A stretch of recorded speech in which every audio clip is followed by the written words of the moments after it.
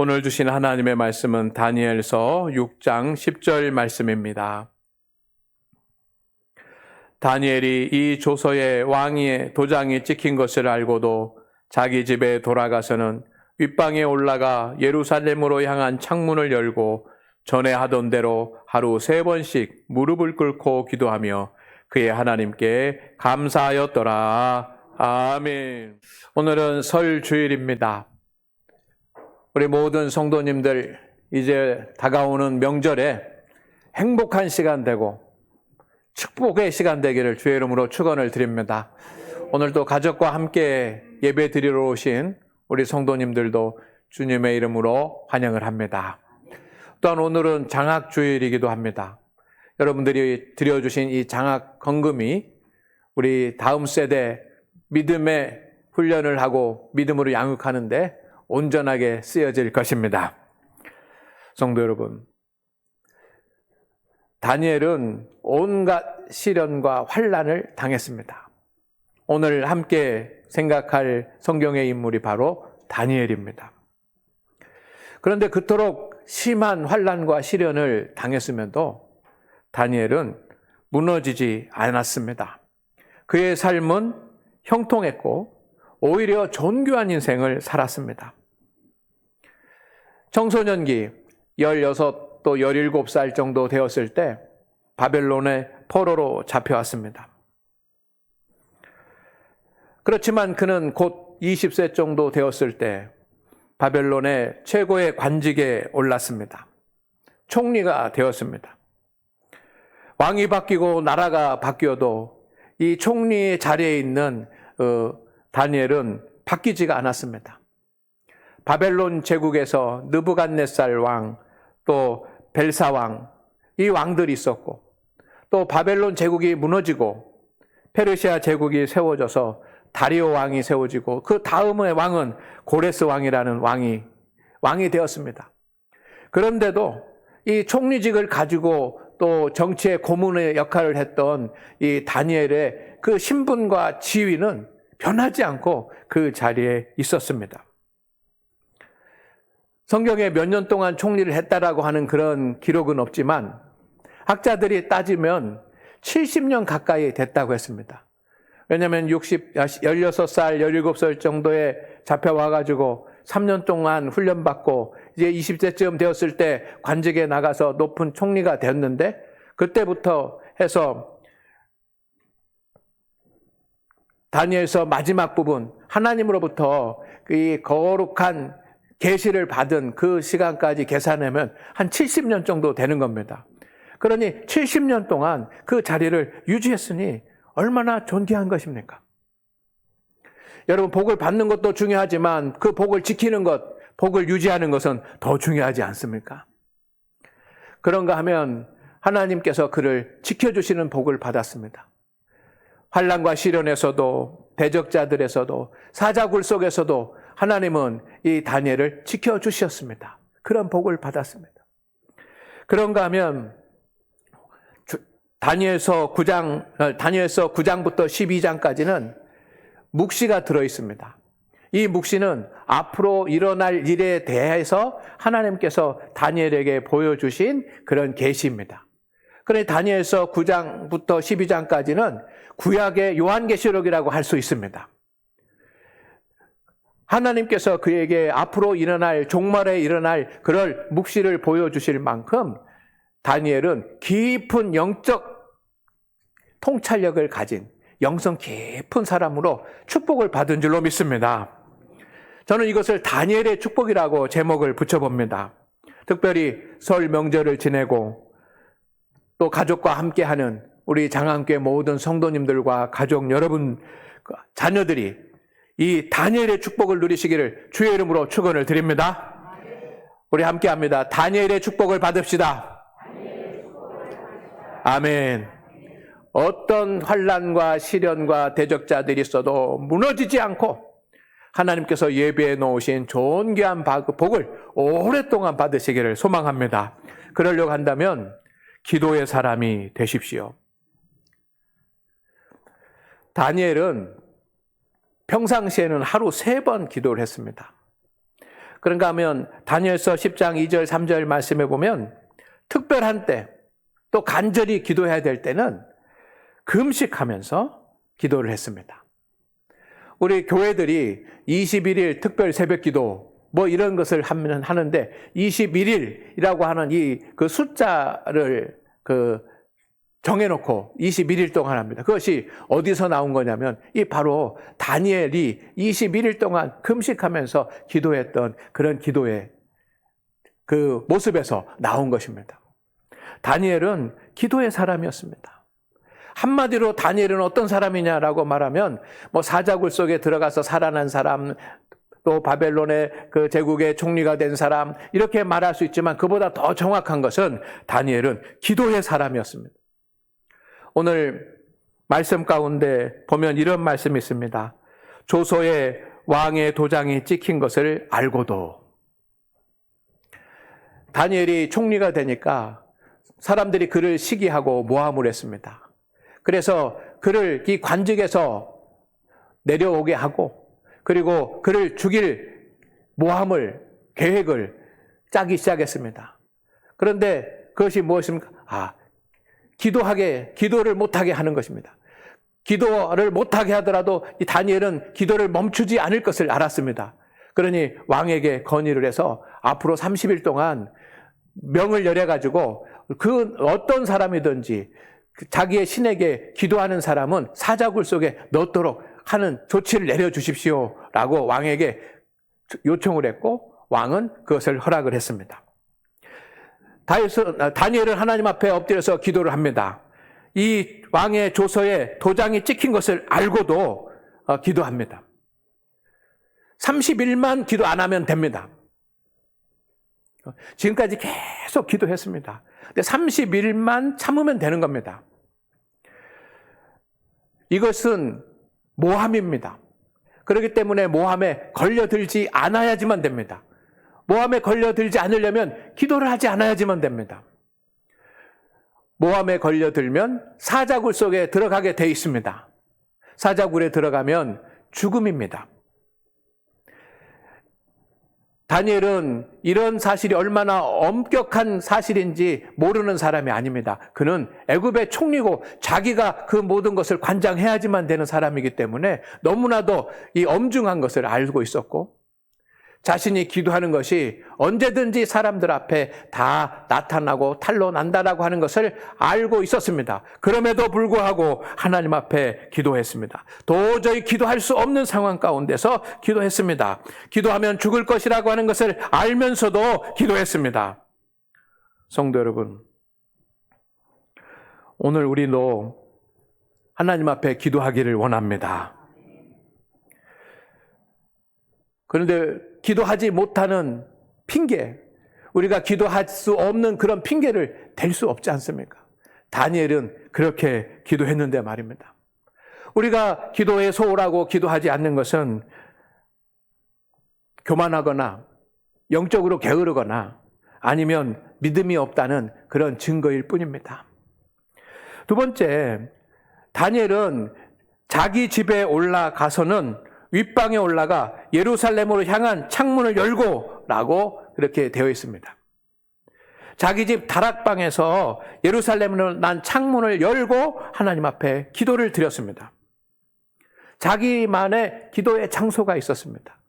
성도는 누구입니까? 성도는 하나님의 자녀이고 하나님 나라의 거룩한 백성입니다. 우리는 기도해야 사는 사람입니다. 우리 장로님이 기도하면서도 기도는 호흡이라고 그랬습니다. 우리는 기도해야 삽니다. 그렇다고 한다면 우리는 기도에 골방이 있어야지만 됩니다. 기도의 골방에서 기도하라고 하는 것은 저의 말이 아니라 예수님의 말씀 아닙니까? 믿음의 사람에게는 기도의 골방이 있습니다. 그 골방은 어떤 것입니까? 제 생각에는 30분 이상 아무 곳에도 방해받지 않고 깊은 기도를 언제든지 드릴 수 있는 그 자리가 기도의 골방입니다. 여러분, 기도의 골방을 마련하시기를 주의 이름으로 축원을 드립니다. 가장 좋은 기도의 골방은 바로 교회입니다. 저도 낮에 소요배실에 들어가서 혼자 기도할 때가 있습니다. 너무 좋습니다. 아무런 방해도 받지 않고 하나님 앞에 집중해서 기도할 수 있고, 그 자리에 앉아 있어만도 좋고, 그 자리에 앉아 있으면 기도가 깊어집니다. 여러분, 기도의 골방이 있기를 주의 이름으로 축원을 드립니다. 다니엘은 전에 하던 대로 기도했습니다. 오늘 말씀해 보니까 전에 하던 대로라고 하는 말씀이 있습니다. 그는 습관적으로 기도했습니다. 오늘만 기도하고 문제가 생겼을 때만 기도한 것이 아니라 어제도 그저께도 그 전날도 계속해서 기도를 했습니다. 그런데 하루 3번씩 기도했다 그랬습니다. 성도 여러분, 기도를 계속했습니다. 우리 믿음의 성도는, 믿음의 사람은 기도보다 앞서는 것이 있어서는 안 됩니다. 기도가 멈추는 일이 있어서도 안 되는 줄로 믿습니다. 우리 이 자리에는 우리 성도님들이 계십니다. 가정에서는 아버지고 어머니고 그렇습니다. 또 자녀도 됩니다. 또 세상에 나가면 나를 아는 사람들은 교회 다니고 예수님을 믿는다라고 하는 것을 알고 있습니다. 그렇다면 우리는 어떤 모습으로 주님 앞에 보여줘야 되겠습니까? 열심히 예배드리는 사람, 때로는 봉사 잘하는 사람, 때로는 전도하는 사람, 하나님의 말씀을 많이 아는 사람, 이런 사람으로도 보여줘야 되지만 가장 중요한 것은 기도하는 사람으로 보여줘야 될 줄로 믿습니다. 기도하는 사람으로. 여러분의 자녀들에게, 여러분의 친구들에게, 성도들에게 기도하는 사람으로 보여줄 수 있기를 주의 이름으로 축원을 드립니다. 하루에 3번 기도했다는 것은 기도로 시작을 하고 또 기도로 행동하고 기도로 마쳤다는 얘기 아닙니까? 다니엘은 무릎을 꿇고 기도를 드렸습니다. 하나님 앞에 무릎을 꿇고 겸손히 낮아져서 기도할 수 있기를 바랍니다. 내 생각도 내려놓고 내 감정도 내려놓고 내 방법도 내려놓고 하나님 앞에 모든 것을 맡기고 기도하십시오. 그때 진짜 기도가 시작이 되는 줄로 믿습니다. 다니엘은 사도 바울의 말처럼 쉬지 않고 기도하는 사람이었습니다. 제가 어느 날 자동차를 운전하고 어디를 가고 있는데 극동방송을 틀어서 듣고 있었습니다. 그런데 어떤 목사님인지 기억이 나지 않지만 성경 본문이 쉬지 말고 기도하라 라고 하는 이 본문 말씀이었습니다. 그리고 그 목사님이 설교를 하시는 겁니다. 그런데 그 설교를 제가 들으면서 제 마음 가운데 이런 생각이 들었습니다. 왜 쉬지 않고 기도해야지만 되는가? 왜 쉬지 않고 기도해야만 해야 되는가? 라고 하는 그런 마음이 들었습니다. 그때 아주 강력하게 성령님께서 저에게 깨달음을 주셨습니다. 그것이 뭐냐면 기도를 쉬면 믿음이 무너집니다. 따라하겠습니다. 기도를 쉬면 믿음이 무너집니다. 여러분, 저도 그런 경험을 합니다. 기도가 멈추면 단 10분이라도 하나님의 사람으로 살 수가 없습니다. 그래서 기도를 계속 해야지만 되는 것입니다. 이 위대한 지혜자 다니엘이 총리직에 있으면서도 이 자기 집으로 와가지고 하루에 3번씩 기도를 할 수밖에 없었겠습니까? 왜 기도를 했겠습니까? 오는 시간이 있고 기도하는 시간이 있고 가는 시간이 있고. 그런데 여러분, 기도가 멈추면 하나님의 사람으로 살 수가 없기 때문에, 단 몇 분이라도 하나님의 사람으로 살 수 없기 때문에 우리는 계속 기도할 수밖에 없는 것입니다. 여러분, 그것을 느끼지 않습니까? 기도하지 않으면 의심이 생깁니다. 믿다가도 기도하지 않으면 의심이 생깁니다. 기도하지 않으면 자기 생각이 더 강해집니다. 기도하지 않으면 예성품이 나옵니다. 기도하지 않으면 사탄이 역사합니다. 그렇더라고요. 저도 그것을 경험을 합니다. 받은 은혜가 있는데 기도하지 않으면 그것을 쏟아버리더라고요. 강력한 하나님의 말씀의 은혜를 받았는데 기도하지 않으면 그 능력을 쏟아버리더라고요. 그러면서 기도하지 않으면 세상 사람들과 똑같아지더라고요. 여러분은 그런 것을 못 느끼십니까? 그러나 기도할 때, 계속 기도할 때 믿음이 회복됩니다. 하나님의 손을 붙잡게 됩니다. 성령님이 역사하십니다. 그리스도인이 됩니다. 그렇기 때문에 우리는 기도해야지만 되는 것입니다. 다니엘은 하나님의 축복을 받았습니다. 그런데 그 하나님의 축복을 받은 다니엘의 축복은 오로지 기도의 결과였습니다. 따라합니다. 다니엘의 축복은 오로지 기도의 결과였습니다. 성도 여러분, 배경이 아니고 지식이 아니고 물질이 아니고 수고한 수고가 아니고 하나님 앞에 기도한 결과였습니다. 우리의 인생을 흔들어 놓는 것이 있습니다. 첫째는 갑자기 찾아오는 큰 시련들이 있습니다. 다니엘은 청소년기 때 모든 것을 잃어버리는 그런 시련을 당했습니다. 부모를 잃어버렸습니다. 가족을 잃었습니다. 형제를 잃었습니다. 자기의 귀족 신분을 잃었습니다. 그리고 말도 통하지 않는 나라의 포로가 되었습니다. 그러나 무너지지 않았습니다. 우리에게도 갑자기 시련이 찾아올 수가 있습니다. 그러나 기도의 성도는 무너지지 않습니다. 기도하는 자녀들은 무너지지 않습니다. 두 번째는 대적자들입니다. 상처를 주고 손해를 끼치고 회방하는 사람들이 있습니다. 직장에서도 사회에서도 있습니다. 다니엘은 세 친구 외에는 모두가 다 대적자들이었습니다. 모함하고 끌어내리고 죽이려고 했습니다. 그러나 무너지지 않았습니다. 왜냐하면 하루에 3번씩 기도하는 기도의 사람이었기 때문입니다. 우리는 갑자기 감당하기 어려운 신앙의 위협이 있습니다. 우리의 믿음을 흔들어 놓는 신앙의 위협이 있습니다. 그것은 감당이 어려운 것이 될 수 있습니다. 다니엘은 사자굴 속에 던져지는 것이었습니다. 더 이상 믿음을 지키기 어려운 그런 조건이 되었습니다. 그런데 사자굴 앞에서도 다니엘은 무너지지 않았습니다. 왜냐하면 그가 기도하는 사람이었기 때문인 줄로 믿습니다. 성도 여러분, 기도의 사람은 절대로 무너지지 않습니다. 여러분이 다니엘의 축복을 받기를 주의 이름으로 축원을 드립니다. 그렇다고 한다면 다니엘의 기도를 회복하십시오. 성도라도 여러분 시련이 없는 것이 아닙니다. 성도라도 모든 일이 다 잘 되는 것이 아닙니다. 성도 여러분, 우리 앞에 여러 가지 복잡한 일들이 있을 때가 있습니다. 그러나 여러분, 원망하면 문제가 보이고 기도하면 주님이 여시는 길이 보입니다.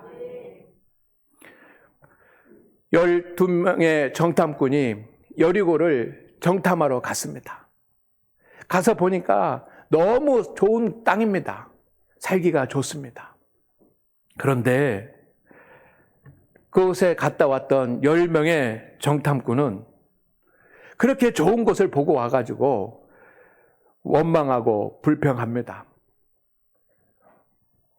우리는 가진 것이 없고 우리는 힘이 없고 그렇다고 원망하고 불평합니다. 그들에 비하면 우리는 메뚜기 떼와 같다고 원망하고 불평합니다. 그러니 여러분, 그렇게 원망의 말을 쏟아놓으니까 그 10명의 정탐꾼에게는 문제만 보였습니다. 안 되는 이유만 보이고 문제만 보였습니다. 불가능한 이유들만 보였습니다. 그런데 2명의 정탐꾼은 기도하는 사람들이었습니다. 똑같은 것을 보았지만 그들은 기도하는 사람들이었기 때문에 주님이 여시는 길이 보인 줄로 믿습니다. 그렇습니다. 여러분, 원망의 말을 쏟아놓지 마십시다. 우리가 때로는 어려운 일이 있고 힘든 일이 있고 또 관계의 문제가 생기고 하더라도 원망의 말을 쏟아놓지 마시기를 바랍니다. 원망하면 문제만 보입니다. 여러분, 원망하면 문제만 보일 것입니다. 그러나 하나님 앞에 엎드려서 기도하면 주님이 여시는 길이 보일 것입니다. 여러분, 우리는 힘든 일이 있고 어려운 일이 생기면 생각을 많이 합니다. 물론 생각할 수 있습니다.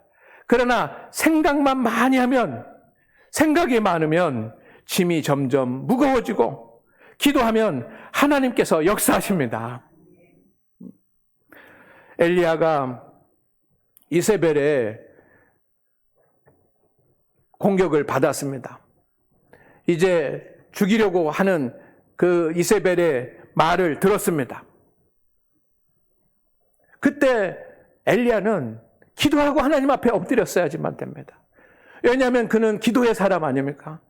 기도해서 3년 가뭄에 비를 내리게 하고 바알 제사장들과 싸워서 승리를 한 그런 기도의 용사가 바로 엘리야 선지자입니다. 그런데 이세벨이 죽이려고 한다라고 하는 이야기를 들었을 때 기도하며 하나님 앞에 엎드렸어야지만 되는데 그는 생각을 했습니다. 이게 내가 이것을 어떻게 피할까? 이게 진짜일까? 내가 어떻게 해야 살 수 있을까? 그의 마음 가운데 많은 생각이 일어났습니다. 그랬더니 그 짐이 점점 무거워지는 것입니다. 그리고 결국에는 우울증에 걸리고 말았습니다. 그래서 광야로 나는 죽는 것이 낫겠다라고 그렇게 도망하고 말지 않습니까? 그러나 그가 그 전에 그런 어떤 문제가 있어도 하나님 앞에 나와서 기도하며 하나님 앞에 기도했을 때는 하나님의 능력이 그에게 나타난 줄로 믿습니다. 여러분, 생각만 하면 짐이 점점 무거워지고 복잡해집니다. 그러나 기도하시기를 바랍니다. 기도하면 하나님께서 풀어주십니다. 우리가 어려운 일들이 생기면 염려하고 근심하게 됩니다. 주님이 염려하지 말라고 하셨지 않았습니까? 근데 어떤 일로 인해서 우리가 많은 염려를 하게 되면 병이 생기고 기도하면 축복의 열매가 나타납니다. 같이 해볼까요? 염려하면 병이 생기고 기도하면 축복의 열매가 나타납니다. 아멘. 욥은 어느 날 자기의 자녀들이 다 죽는 것을 보았습니다. 자기들의 재산이 다 소멸되는 것을 눈으로 지켜보았습니다. 그때 하나님 앞에 나가서 하나님, 이것이 어떤 일입니까? 하나님, 이것을 견딜 수 있는 힘을 주시고 감당할 수 있는 능력을 주십시오라고 하나님 앞에 기도했다고 한다면 그는 열매를 거둘 수 있었을 것입니다. 그런데 욥은 염려만 했습니다. 염려만 하다 보니까 그의 몸에 병이 생겼습니다. 욥이 왜 병이 생겼을까? 제가 가만히 생각해 보니까 너무 스트레스를 많이 받고 너무 걱정을 많이 하고 너무 염려를 많이 하니까 그 화덩어리가 몸에 피부병으로 나타나 버려요. 그러지 않았겠습니까? 그런데 어느 날 그가 염려하지 않고 하나님 앞에 엎드려서 기도를 합니다. 회개하면서 기도하기 시작합니다. 그때 기도했을 때 축복의 열매가 나타난 줄로 믿습니다. 갑절의 복을 받게 되었습니다. 성도 여러분, 이제 사순절을 맞이합니다. 사순절은 하나님께서 주신 기도를 회복할 수 있는 기회입니다. 사순절이 언제입니까? 주님의 십자가를 묵상하면서 지내는 40일간의 시간입니다. 이번 주 수요일부터 시작을 해가지고 부활절 전날까지가 사순절입니다. 매년 사순절 절기 때 우리는 사순절 묵상 기도를 했습니다. 금년에는 다니엘 하루 3번 묵상 기도를 드리려고 합니다. 그래서 여러분에게 이따 광고하겠지만 엽서를 나눠드렸습니다. 아침, 점심, 저녁에 여러분들이 여기에 적혀져 있는 그런 기도문을 가지고 기도하시기를 바랍니다. 아침에 10개, 점심에 10개, 저녁에 10개 이거 읽고 아멘 하고 하면 되는 겁니다. 아주 간단합니다. 그리고 성경을 읽을 것입니다. 사순절 기간 동안 4개의 복음서를 읽기를 바랍니다. 그러면 예수님의 생애, 예수님의 말씀, 예수님의 기적 이런 것들을 4번 반복해서 읽을 수 있는 것입니다. 성도 여러분, 우리 장안교회 성도들의 기도가 회복되기를 소망을 합니다. 진짜 기도가 회복돼야지만 됩니다. 사순절 기간 동안 아침, 점심, 저녁 함께 기도하십시다. 그리고 하나님의 말씀을 읽읍시다. 그러므로 말미암아 기도가 정말 필요한 것이었구나. 기도가 이렇게 쉬운 것이구나. 반드시 해야 되는 것이구나. 기도하면 하나님의 역사가 있구나 라고 하는 것을 알게 될 줄로 믿습니다. 여러분, 기도가 없으면 믿음이 무너집니다. 기도할 때 무너진 것이 다시 세워지는 역사가 나타날 줄로 믿습니다. 기도는 믿음의 표현입니다. 믿음의 성도가 믿음이 있다라고 하는 그런 증거는 기도를 통해서 나타나는 것입니다. 그가 기도하느냐, 기도하지 않느냐, 기도할 줄 아느냐, 기도할 줄 모르느냐의 그 믿음의 크기가 나타나는 것입니다. 기도는 하나님의 은혜를 담는 그릇입니다. 오늘 사랑하는 우리 장안교회 성도 여러분, 우리 모두 다 다니엘의 축복을 받기를 주의 이름으로 축원을 드립니다. 그러려면 다니엘의 기도를 드릴 수 있기를 주의 이름으로 축원을 드립니다.